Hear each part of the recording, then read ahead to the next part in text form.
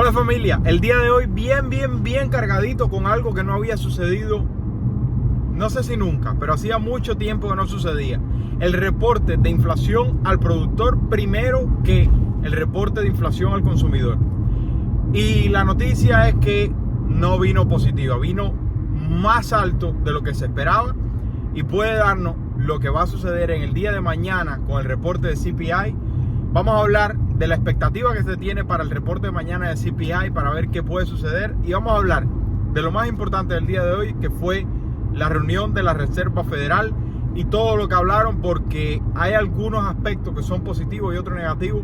Por favor, quédate cerquita porque vamos a estar compartiendo bastante información importante para la economía, la bolsa, las cripto y el mercado inmobiliario para todo aquel que quiere comprar una casa. Si estos temas te gustan, por favor regálame un like, suscríbete al canal y vamos a comenzar. Bueno, vamos a empezar con el día de hoy hablando de PPI y CPI. En el día de hoy se reportó PPI, Producer Price Index, que es el índice de precios al productor o al wholesaler o a las ventas en masa. Mañana sale el CPI, Consumer Price Index, lo que tú y yo pagamos, no lo que pagan las compañías. Y lo interesante es que prácticamente eso nunca ha sucedido, donde sale primero el índice de productor y luego el índice de consumidor. ¿Y sabes qué sucedió? El índice de productor aumentó, el índice de precios al productor aumentó. ¿Cómo? Aumentó 0.4% mes tras mes con respecto del mes de agosto al mes de septiembre, y la expectativa era de solamente 0.2%. Y además de eso, el PPI nuclear aumentó 5.6%, un aumento del PPI regular de 8.5% comparado con 12 meses atrás, que es sin duda alguna un avance en las tasas anualizadas con respecto al mes de agosto, porque el mes de agosto fue de 8.7 y ahora el mes de septiembre 8.5, pero no te dejes engañar, aumentó 0.4% mes a mes. Y dice Loretta Mer, dice, no hemos hecho nada que dé una pista evidente de que haya un progreso en cuanto a la guerra contra la inflación. Familia, déjame hacer algo rapidito, voy a mejorar el estudio, voy a encender las luces. Entonces, la tasa hipotecaria en el día de hoy bajó sorprendentemente, y vamos a hablar un poquito de por qué puede haber bajado. La tasa hipotecaria bajó de 7.14%, un récord alto de 20 años atrás. Desde el 2002 no teníamos una tasa hipotecaria tan alta, a 7.05%. ¿Por qué bajó? Porque la tasa del tesoro de 10 años bajó ligeramente con todo lo que estaba sucediendo, porque la Reserva Federal no salió lo suficientemente agresiva, y vamos a ver si eso es verdad o mentira, porque la Reserva Federal dijo varias cosas que se ven bastante agresivas, pero dijo otras que pueden flexibilizar un poco la situación, y de eso va a depender cómo se desarrolla el resto de la economía. Dice primero que todo la Reserva Federal, y esto es uno de los factores que le dieron al mercado la idea de que, espérate, la Reserva Federal va a volver a imprimir dinero. Dice, tenemos problemas de liquidez en el mercado de los bonos del tesoro. Eso lo dijeron con muchas oraciones, por supuesto. Yo te lo estoy resumiendo lo más que puedo. Y la pregunta es, ¿se está repitiendo ahora o se va a repetir lo que sucedió en Inglaterra, y por lo cual la Reserva Federal de Inglaterra tuvo que intervenir y volver a imprimir dinero? Dijeron ilimitadamente, pero ahora hicieron una rectificación y dijeron, mira, vamos a hacer una intervención en el mercado de los bonos del tesoro ilimitadamente, pero hasta el viernes. Pero, ¿qué sucedió? Que los bonos, como ustedes bien saben, sufrieron gravemente un cambio, y las personas se preguntaron con este punto de la Reserva Federal el día de hoy, ¿será que se va a repetir aquí lo que sucedió en la Reserva Federal de Inglaterra? Y estamos a punto de ver a la Reserva Federal de los Estados Unidos girar en 180. Eso hay que verlo. Vamos a ver, porque ese es uno de los dos aspectos que fueron un poco flojos de la Reserva Federal, y a partir de ahí el resto son agresivos. Vamos a ver un poco los agresivos y al final vemos el otro aspecto flojo. Y después vemos las expectativas que hay para el CPI del reporte de mañana, para tener una idea de qué puede suceder y cómo puede afectar el mercado. Dicen en la reunión que la inflación va a continuar corriendo lamentablemente por año, y uno de los factores más difíciles con los cuales tienen que lidiar es con un mercado laboral muy fuerte, que cada vez presenta más evidencia de que debemos preocuparnos por una inflación salarial. Y aquí hay algo muy interesante que sucedió con respecto al último reporte que voy a compartir contigo. Dice que necesitamos 3 aspectos antes de llegar al cuarto, que sea la caída de la inflación. Que necesitamos lastimar la demanda del consumidor.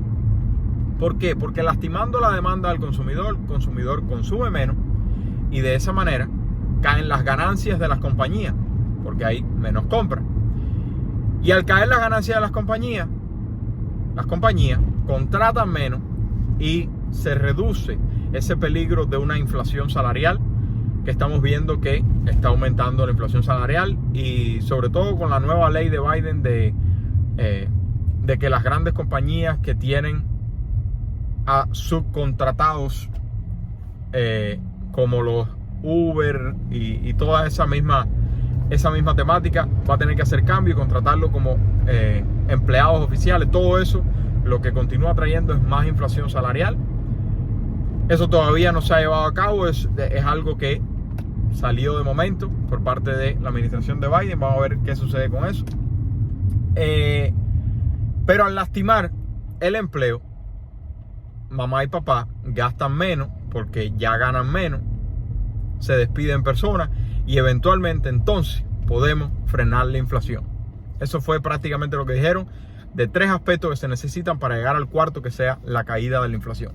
Sin embargo, sucedió algo con respecto, lo destacó Mick Kevin, con respecto a la reunión del mes de julio.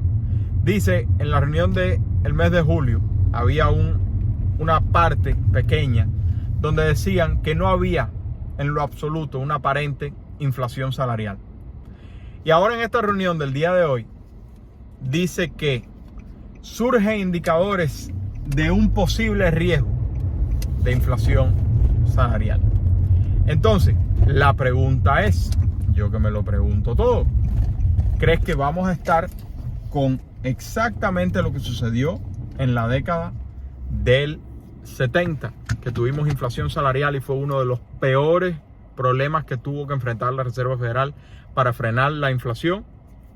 Porque lo que sucede es simplemente que la inflación salarial altera los precios de lo que tú y yo consumimos en bienes y servicios. Es sencillo. Cuando tu empleador tiene que pagarte más a ti para atender al que va a comprar un platanito o para atender al que se va a dar un masaje, eventualmente tiene que aumentar los márgenes de ganancia que tuvo que comprimir para pagarte más dinero, y al aumentar ese margen de ganancia significa que va a cobrar más por el platanito, por el masaje, y eso hace que la inflación continúe corriendo. Dice que hay mucho más riesgo en suavizar el aumento de las tasas federales y de la eliminación de liquidez que en continuar haciéndolo. Sin embargo, dice que mantendremos una política económica agresiva hasta ver suficiente evidencia de que hay un cambio en el recorrido de la inflación. Entonces, este fue el segundo aspecto, prácticamente el segundo único aspecto donde se vio un poco floja la Reserva Federal. Dice, entonces, cuando tengamos evidencia, vamos a calibrar lo que vayamos a hacer. Pero el resto de la reunión fue bastante agresiva, algo que necesitamos como sociedad, que la Reserva Federal sea bien agresiva para frenar la inflación que está corriendo. Ahora, algo que yo siempre comparto con ustedes, en mi opinión, no es solamente eliminar la demanda, sino también aumentar la oferta. Y sobre todo hablando del mercado inmobiliario. Vamos a ver las expectativas de CPI. Vamos a ver lo que sucedió el mes anterior también. Y por último, lo que puede suceder mañana y cómo puede afectar la economía, la bolsa, las cripto, el mercado inmobiliario, los precios de las propiedades y tu bolsillo. La expectativa de CPI para mañana. Se espera que tenga un aumento de 0.2% comparado con el mes anterior. O sea, de agosto a septiembre. Y se espera que el core, o sea, la que más le importa a la Reserva Federal, aumente 0.5%. ¿Cómo es posible que tú esperas que la nuclear, que es la que elimina los dos aspectos más volátiles de la economía, que es alimento y gasolina, cómo tú esperas que aumente 0.5% la nuclear y la pública, que incluye todo lo de la nuclear más los costos de comida y de energía, aumente pero a menos, de 0.5% la nuclear a 0.2% la general? Es sencillo, porque la general está siendo gravemente afectada porque el gobierno está utilizando la reserva de petróleo, haciendo que el costo de todos los derivados, de la gasolina, del petróleo y todo lo que tiene que ver con el transporte, se vea bajando. Pero vamos a ver cuándo eso cambie después de las elecciones y después de que el gobierno decida que tienen que volver a rellenar la reserva. Vamos a ver qué sucede con la general, que es la que incluye los costos de alimento y los costos de energía. Se espera que aumente la nuclear, que es la que le importa a la Reserva Federal, 0.5%. Comparado con un mes atrás, fue 0.6%, significa que va más lenta. Pero mira lo que sucede en la anual. Vamos primero a la anual en la inflación general. Inflación general se espera que aumente 8.1%, a pesar de que es altísima, es por debajo del reporte anterior de 8.3%. Pero la más importante, la que le interesa a la Reserva Federal, la nuclear, se espera que aumente a 6.5% comparada con un año atrás, cuando el reporte anterior fue de 6.3%. O sea, que aumente no solamente la nuclear de mes a mes, sino que aumente también año tras año. Lo interesante del día de hoy es que salió por primera vez en mucho tiempo, yo no recuerdo que esto haya sucedido antes, por primera vez en mucho tiempo salió primero el índice al productor, el índice de precio al productor aumentando, antes de que viéramos el índice de precio al consumidor aumentando. Y entonces hay que ver cómo el índice de precio al productor aumentando puede afectar el índice de precio al consumidor. Vamos a ver qué es lo que se da en el día de mañana. ¿Y por qué esto es tan importante? Yo les llevo diciendo hace mucho tiempo que el factor más importante girando en la economía mundial ahora mismo se llama inflación. Porque la inflación es la que determina la política económica de los bancos centrales. Y lamentablemente nuestro bolsillo está muy influenciado por lo que diga la Reserva Federal o los bancos centrales en todo el mundo, no solamente en los Estados Unidos. ¿Y por qué eso es tan importante? Eso es de hecho la razón por la cual yo les dije hace alrededor de 2 meses que mi opinión para el 2022 era que el precio iba a terminar positivo. Sin embargo, 2023, mi opinión es que el precio medio de propiedad va a ser negativo. ¿Por qué? Porque de la manera que yo lo veo, comparándolo con 1970, fue un proceso de inflación que duró más de una década. Y por poco que pueda durar el proceso de inflación que estamos viviendo en el día de hoy, créeme que no va a ser 2 años. Lamentablemente vamos a estar pagando la leche, el pan, los huevos, la renta, la gasolina y todos los derivados más altos por un buen tiempo. Pero además de eso, la Reserva Federal, para frenar la inflación, aumenta las tasas federales y elimina liquidez del mercado. ¿Qué hace eso? Afecta tus cuentas de retiro, tus inversiones en la bolsa y tus inversiones en la criptomoneda. Pero además de eso, afecta lo que sucede en el mercado de las tasas, los bonos del tesoro. Y la tasa del tesoro de 10 años está directamente vinculada con la tasa hipotecaria de 30 años. Y cuando la tasa del tesoro aumenta, porque aumenta la tasa federal, ¿qué sucede con la tasa hipotecaria? Aumenta. Y ha aumentado alrededor de 4.5% en los últimos 12 meses la tasa hipotecaria de 30 años fija. Y hay una regla que dice que 1% de aumento de tasa hipotecaria de 30 años afecta 10% el poder de compra del comprador de propiedad. Y eso nos daría, tomándolo al extremo que toman muchas personas incorrectamente, decir, no, 1% de hipoteca va a ser 10% de caída de precio. No se trata de esa manera. Se ha dado en algunos casos, pero no se trata de esa manera.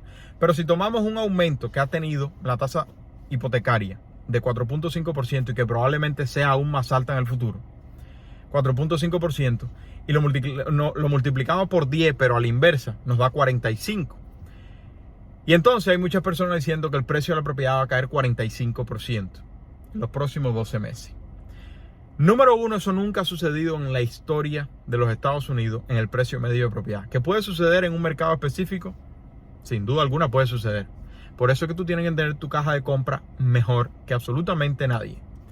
Sin embargo, a pesar de que yo no crea que va a caer 45% en lo absoluto el precio medio de propiedad en los próximos 12 meses, sí pienso que va a caer alrededor de 5%. Pero todo esto está sujeto ¿a qué? A lo que hablamos. La inflación. Porque si la inflación por arte de magia desaparece y la Reserva Federal mira la inflación y dice, mira, se acabó la inflación, dejan de aumentar los intereses o incluso bajarlo porque vamos a estar en una recesión y ya no hay inflación, y cuando eso sucede la Reserva Federal lamentablemente vuelve a bajar los intereses y vuelve a imprimir dinero como hizo hace 2 semanas la Reserva Federal de Inglaterra, créeme que la locura va a volver como estaba anteriormente. Y eso no deberíamos desearlo ninguno. Necesitamos lamentablemente una Reserva Federal bien agresiva que haga que la inflación desaparezca, a pesar de que signifique que nuestras cuentas de retiro se vean afectadas y que los precios de las propiedades se vean afectados. El precio de la propiedad. Pero tú sabes lo que yo siempre te digo y que muchas personas me critican, que tú solamente miras el precio, y no es el precio, es el pago mensual. El pago mensual, créeme que sí va a continuar aumentando considerablemente, y si tú no estás en la situación correcta financieramente, no vas a poder comprar a pesar de que las propiedades puedan bajar 45%. ¿Por qué? Porque el pago mensual aumentando va a descalificarte. Y por lo tanto, ¿qué es lo que debo hacer, Joaquín? Bueno, aquí hay 5 pasos muy sencillos que espero que te sirvan. Y si tienes la necesidad de modificar alguno, perfecto, no te voy a cobrar de más. Aquí está el primero. Ahorrar $1,000 lo más rápido posible. Número 2. Pagar todas tus deudas con el método de bola de nieve. Número 3. Ahorrar de 3 a 6 meses de fondo de emergencia. Y si crees que va a ser tan grave la situación el año que viene, perfecto, ahorra más. Número 4. Abre tu cuenta de retiro Roth IRA. No sabemos lo que va a hacer la Reserva Federal. Sin embargo, a largo plazo hay una tasa de retorno de alrededor de 10% medio anual por todo el tiempo que estés invirtiendo. Hay veces que sube, hay veces que baja. Promedio, 10%. Y número 5, no compres la casa de tus sueños. Compra una propiedad que genere ingresos. ¿A qué me refiero? Hay 2 alternativas. Una propiedad multifamiliar, duple, triple, cuádruple, donde vives en un apartamento y renta los otros 3. O una propiedad singular con estudios de renta. Cualquiera de las 2 alternativas va a reducir tu gasto de vivienda, haciendo que puedas gastar menos en vivienda y puedas ahorrar más, invertir más y prepararte más para cuando el precio de la propiedad caiga 45%. Pero no lo esperes, porque eso, las probabilidades de que suceda son muy pocas. Si te gustó, regálame un like, suscríbete al canal. ¿Y qué crees que vaya a suceder con el reporte de inflación del día de mañana? Si va a aumentar a 6.5% la nuclear, un aumento mensual 0.5%, y por lo tanto, más razones para que la Reserva Federal venga bien agresiva en la reunión en noviembre y ponga más presión en nuestras inversiones y en los precios de las propiedades. Pero el pago mensual va a continuar disparado. Se le quiere, familia. Que tengan una bendecida noche. Bye bye.